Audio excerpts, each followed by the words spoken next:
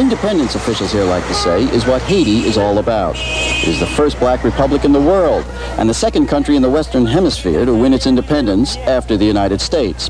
But the 6 million Haitians, descendants of African slaves who threw out the French back in 1803, have been paying dearly for that independence. Because for the remainder of the 19th century, no other country would trade with Haiti. Cut off from any exchange with economically developed countries, Haiti entered the 20th century a backward nation. But the young black republic was still plagued by turmoil, and after one Haitian president was murdered in a French embassy back in 1915, U.S. Marines were sent in to restore order. They stayed to occupy the country for the next 20 years.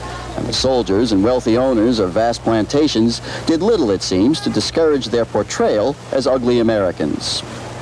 To this day, many of Haiti's problems, and Haiti has plenty of them, are still being blamed on the United States and on what officials here feel is Washington's heavy-handed pattern of meddling in Haiti's internal affairs.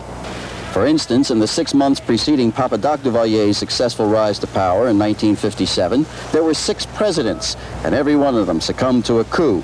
Coups, officials say, that were engineered and financed by American interests. But without American money, or money from any other major power for that matter, Haiti's economy and standard of living have suffered greatly.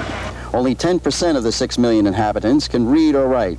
The average Haitian can expect to live only 45 years. Per capita income is $260 a year, $5 a week, making Haiti the poorest country in the Caribbean and one of the poorest in the world.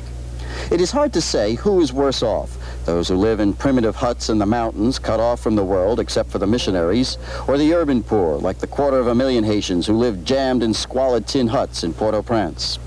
But Haitians, for the most part, seem to accept life with good-natured resignation.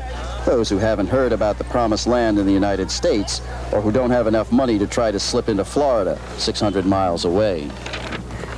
Almost without exception, Haitian officials will put the blame anywhere but in the National Palace, where Papa Doc's son rules as the new president for life.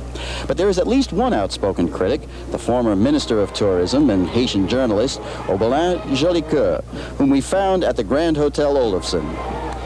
The problem of Duvalier that he is more emotion than his brain and his heart, because he is very emotional. He's very young. He got around him all the youngsters who have been with him and without any experience. And experience is the other name of life.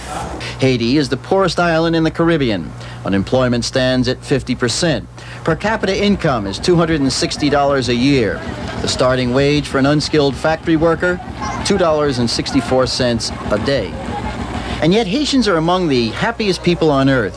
Street fights are uncommon, even among the highly competitive taxi and tap-tap drivers. Their art reflects that good humor, too.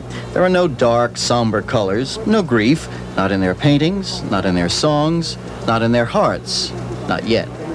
Much of the island republic is starving, and yet studies have found that it has the agricultural capacity to feed 3 times the population, if there were only enough secondary roads to get the produce to market.